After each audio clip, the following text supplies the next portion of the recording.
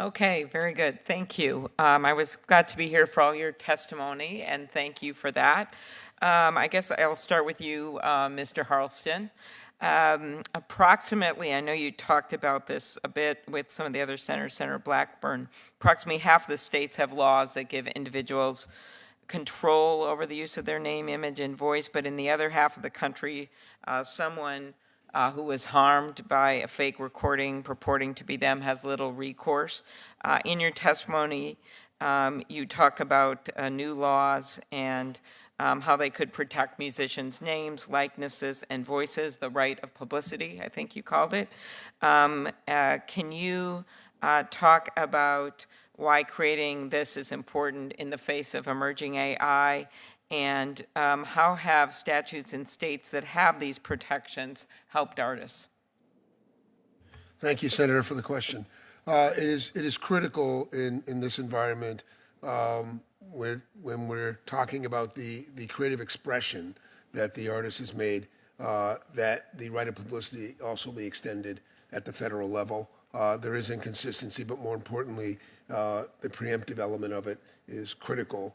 Raising it to the level of an intellectual property is also critical. What we've seen, and this is really in the area of deep fakes, where you've seen, I think Ms. Ortiz referenced how many times her name was listed. We're finding with our artists, particularly the ones that are most established, that their names are daily hundreds of thousands of posts with their names. And also there's sometimes images that are used as well. So it's critical to have this right to protect the artists and their use. And if I could just say one thing on the I know this is not your question, but I have to say it. There we go. Because it's killing me. I'll just add it to my time. All right, thank you.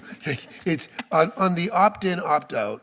There's an element beyond commerciality, and I want to make sure everyone understands. As Ms. Ortiz did reference it about she probably wouldn't want a license to an AI, and there we have artists that don't want a license to streaming services. So it's not always about the commerciality. Some artists just don't want their art distributed in certain ways. And the Beatles didn't come on to streaming platforms till about 7, 8 years ago. That was a decision that was very important to them. So I want to add that into the conversation. I know that wasn't your question. Okay. Sorry. Okay, very good. And so what do you see as the obligations of social media platforms on this? With respect to AI? Uh-huh. Oh, a great, fantastic question. We believe that the social media platforms absolutely have an obligation. I will say this, that we could help them by giving them a hook beyond copyright in terms of being able to take down some of the some of the deep fakes. Yeah. We've had challenges with some of the platforms in this. Right, exactly. And I think we're seeing the same thing. I guess I would turn to you, Mr. Brooks. You talked about advocating for creative ways to help people identify AI-created content. And when we talk about deep fakes, we're already seeing this with political ads and not even paid ads, just videos that are put out there. There was one of my colleagues, Senator Warren, that was just total lie, that saying that, acting like it was her, that she was saying people from one party shouldn't be able to vote.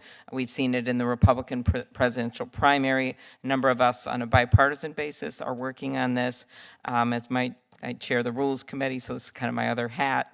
Do you agree that without tools for people to determine whether an image or video is generated by AI, that would pose a risk to our free and fair elections if you can't tell if the candidate you're seeing is the candidate or not? No, thank you, Senator.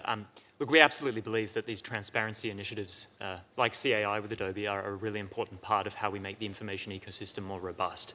This isn't just an AI problem or a social media problem. It's going to require everyone, and it's going to require accountability right across that ecosystem. But what we think is, we have in place things like metadata, things like watermarking for content.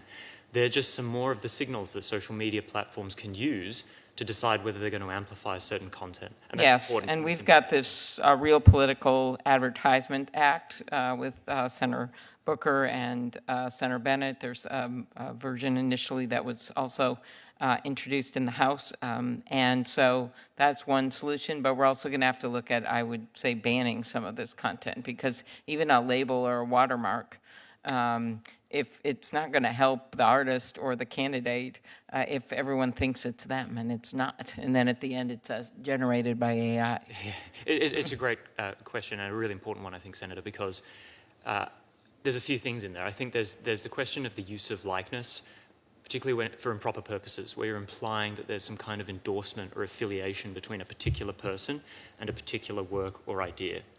That is different, I think, to the use of the kind of free experimentation with style and some of these other issues that tend to get lumped together in AI outputs.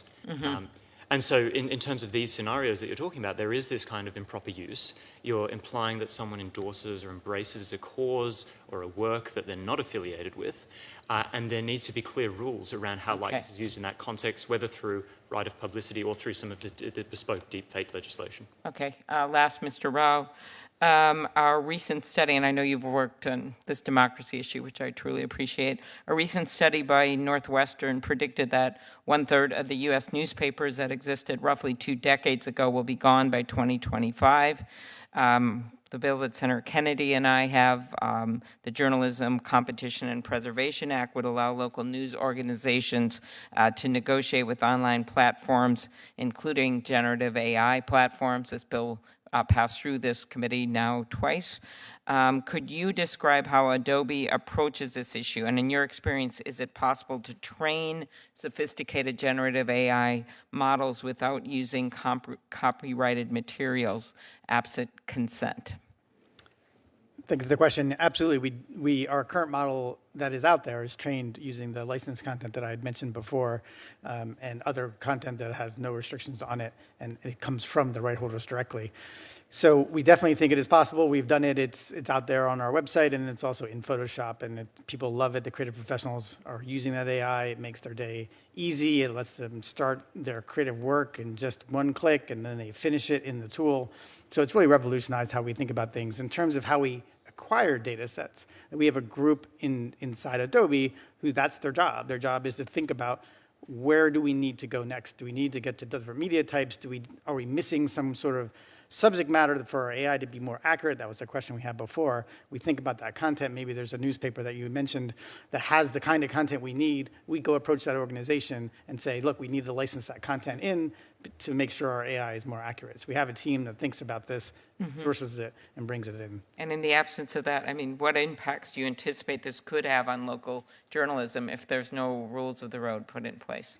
Yeah, I think that, both on the authenticity side and on this side, if people are able to, create images and these newspapers are not able to get, the ability to license the work they're doing, it could certainly have a negative impact to them. On the authenticity side, the reason why so many media companies have joined the Content Authenticity Initiative, like AP, Reuters, Wall Street Journal, New York Times, Washington Post, is because they know that when they're showing images, they need to be able to show that they're actually true.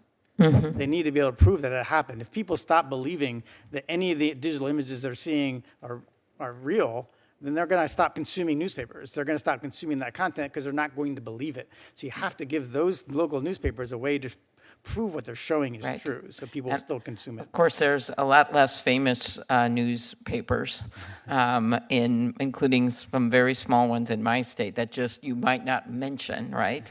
And so I think that's part of it, is that the Ms. Ortizes of the story need to be able to have some kind of power to be able to protect their content too, because they don't have a general counsel and they're not going to be able to, on their own, start some major lawsuit. And so I think that's how we have to think about that too, as we look at all of this. And that's why I would say again that when we designed the Firefly, we designed it that way, right? To be commercially safe first, right? Making sure that we built the model the way. Yeah, no, I'm not.